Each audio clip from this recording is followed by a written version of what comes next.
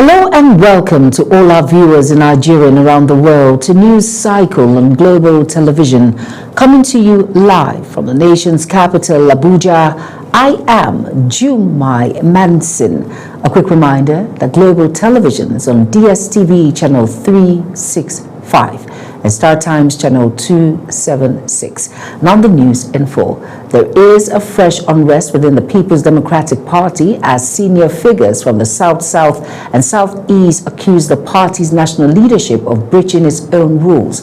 The chieftains say the recent congresses and preparations towards the national convention were marred by irregularities, prompting illegal intervention and renewed calls for reforms. Over now to Ramsey Enoch Agbo as he completes the story. At a media briefing in Abuja, leading members of the People's Democratic Party expressed deep reservations about the conduct of recent state congresses. According to them, the exercises were rushed, poorly coordinated, and failed to comply with the party's constitution and the Electoral Act. PDP Zonal Secretary for the South, Josh Tuna, said the processes leading to the congresses were fraught with procedural lapses. Tuna alleged that aspirants struggled to obtain nomination forms, while key guidelines meant to steer the congresses were either inaccessible or ignored. He said these irregularities forced him to seek judicial clarification. I've jettisoned report of a high-level committee set up by the party's build and say they are going ahead with convention. Of course, this exonerates us and we are vindicated. Other party leaders present echoed similar concern, urging the People's Democratic Party to urgently address internal rift before they damage the party's prospect ahead of upcoming elections. They insisted that only a transparent rule-based process can restore confidence among members and reposition the party as an effective opposition. In the suit filed by the former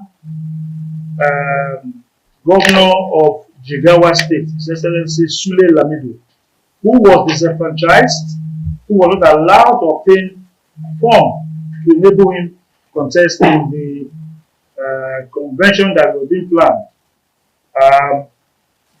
He was upset and annoyed, being an elder statesman of this party. As the People's Democratic Party PDP prepared for its convention, the call for credible internal processes is growing louder. Party members say the leadership must act decisively to close ranks, rebuild trust, and ensure the party enters the next political cycle with a united front. Ramsey Enoch Agbo reporting for Global TV News. New Nigeria People's Party is pushing back hard against what it calls an attempt to mislead the nation's electoral body.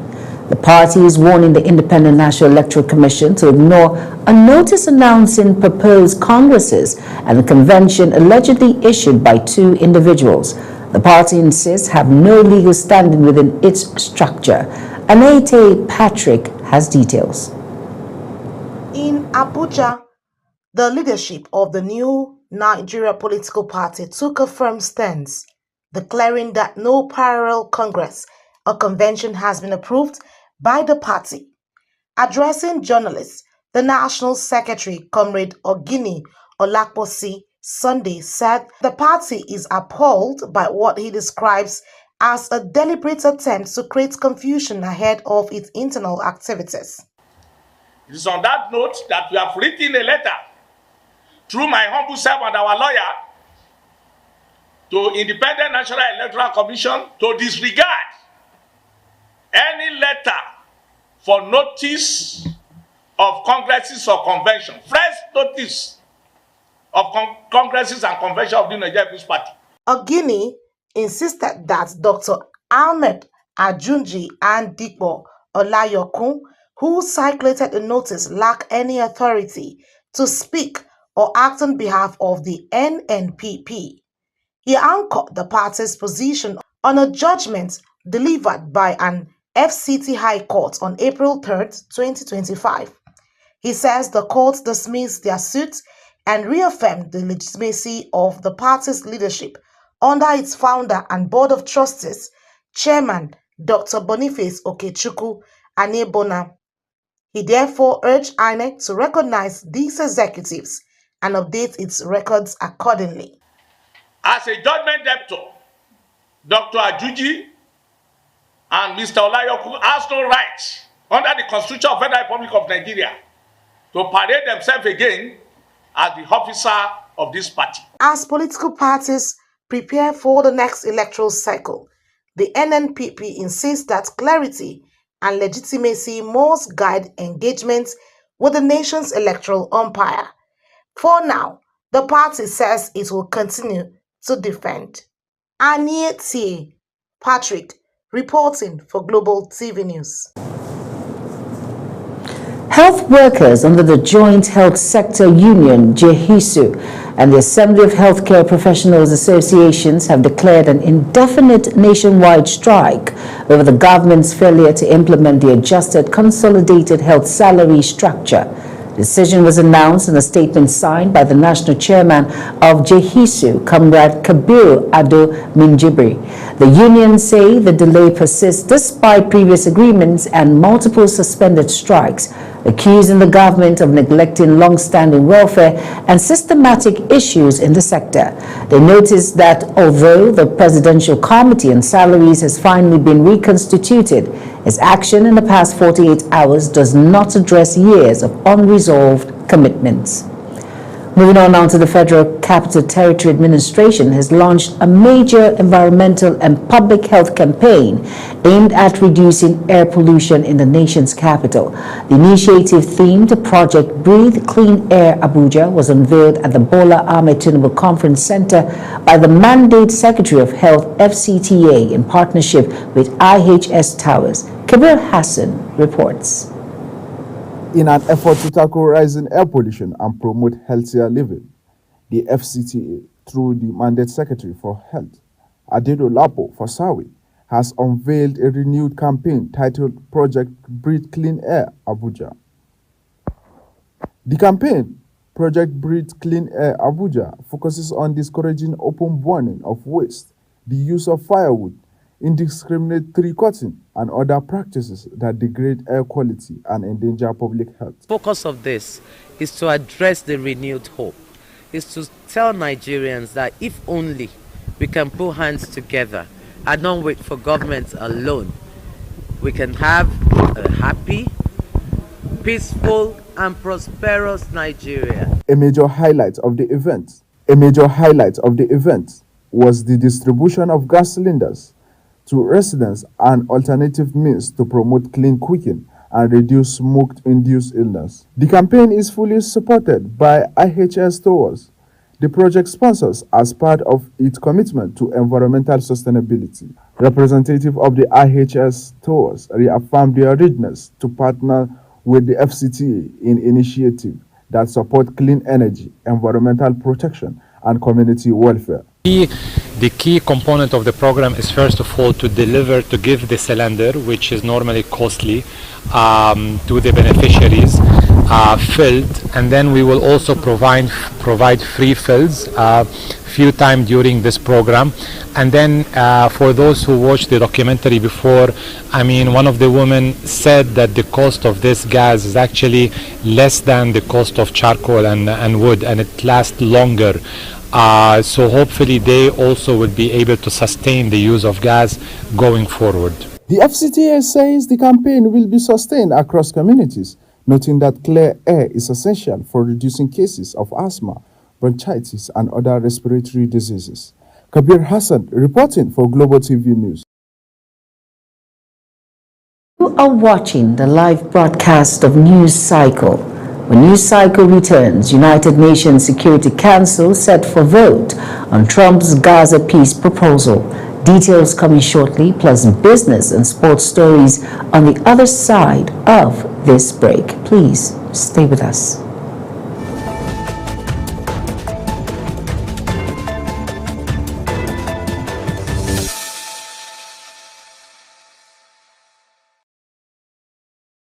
You're welcome back, and if you're just tuning in, this is News Cycle on Global Television. Thank you for staying with us. In business story now, S&P Global Rating has reversed Nigeria's outlook from stable to positive, saying recent fiscal, monetary, and economic reforms have strengthened confidence in the country's direction despite persistent revenue and debt service pressures. The agency highlighted improvements driven by exchange rate liberalization, subsidy removal, tighter fiscal control, and rising oil production. Noting that these measures have boosted growth prospects and improved macroeconomic stability. It now projects average GDP growth of 3.7% between 2025 and 2028, and warns that the outlook could return to stable if reforms stall, while a full upgrade is possible within 12 months if fiscal and external indicators continue to strengthen. The presidential nominee for co-chairmanship position on the board of Unclaimed Funds Trust Fund, Obehi Adesuwa Okafor, has assured the Senate of positive investment of the fund if her appointment is confirmed. And the nominee gave the assurance during her screening by the Senate committees on finance, banking, insurance, and other financial institutions. Over now to Topsy Gimba as he tells us more. An Unclaimed Funds Trust Fund is a government-managed fund, like the one established by Nigeria's Financial Act 2020, where unclaimed dividends and dormant account balances are transferred after a specified period of inactivity, example 6 years. The purpose is to make these funds available for government use, with the stipulation that the original owners can claim their money from the government later, although the process for claiming them can be unclear. While the government manages and potentially invests the funds are held in trust for the rightful owners until they are claimed. My mission with the unclaimed funds is capital preservation. Aside from governance, I will optimize the returns of the unclaimed funds.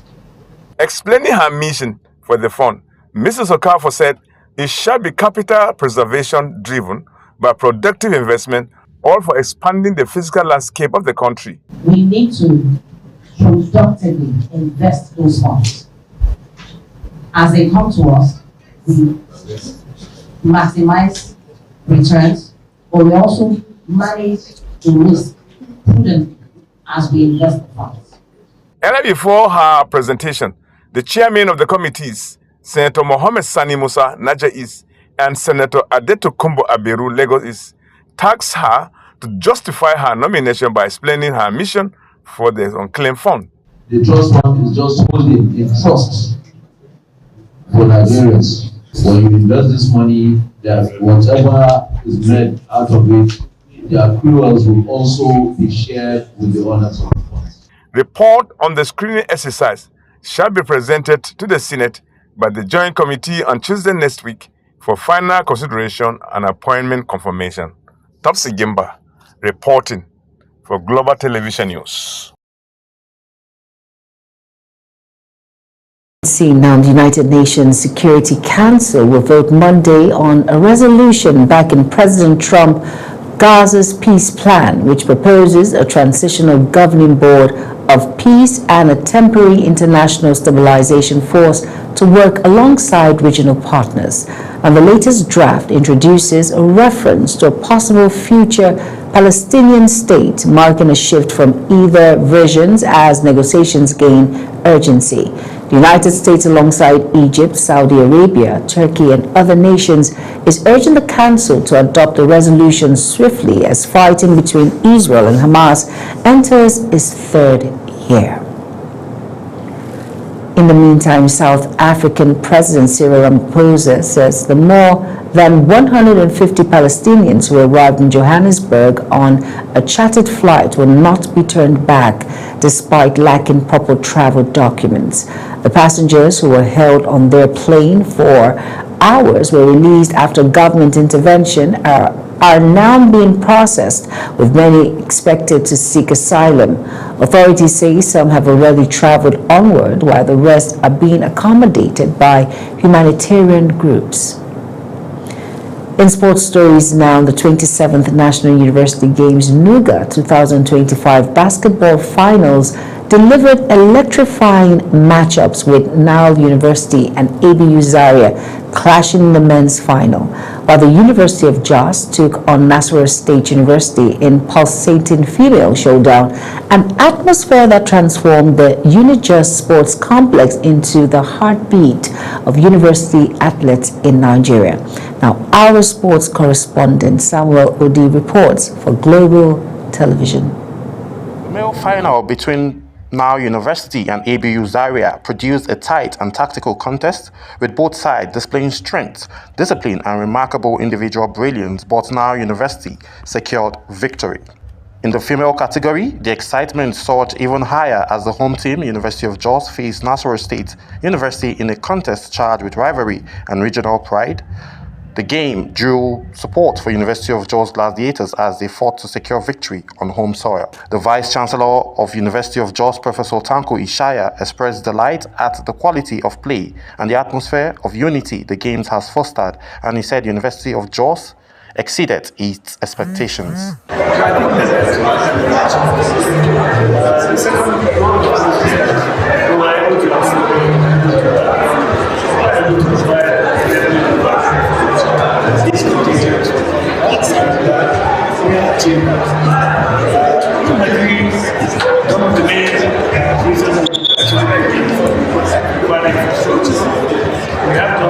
INEC Chairman Professor Joseph Amaputan applauded universities for their commitment to the growth of sport and urged Nigerian FAs to take advantage of NUGA in scouting athletes that would represent Nigeria in the global stage.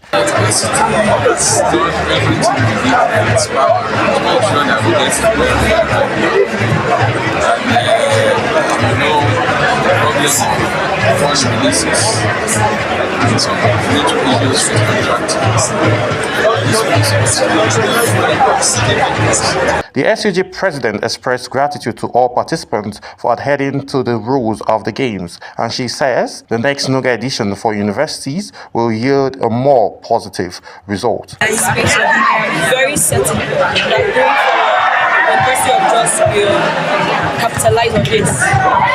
I'm sure that we hold our skill in terms of football, basketball, and also the game sports. Really excellent. Amid the intensity, the event was more than just a competition. It was a celebration of youth development, sportsmanship, and growing stature of NUGA as a strategic pipeline for national sports excellence. Samuel Odi for Global Television News. Victor Osimhen is expected to lead Nigeria's attack on Sunday as Super Eagles face DR Congo in Rabat in decisive playoff for a place in next year's Intercontinental Qualification Tournament. Nigeria reached the final after Osimhen scored twice in extra time against Gabon, while Congo advanced with a late winner against Cameroon. With 9 goals in his last few outings, Osimhen remains the biggest threat and says he intends to improve his tally through the loser of the match will be eliminated from the race from a spot in the expanded 48-team 2026 World Cup. Now that's it on News Cycle. A quick reminder that Global Television is on DSTV channel 365 and Star Times channel 276. Kindly follow us across all social media platforms now showing on your screen by using @GlobalTVNG. I am Jumai Manson. Thank you for watching. Good evening.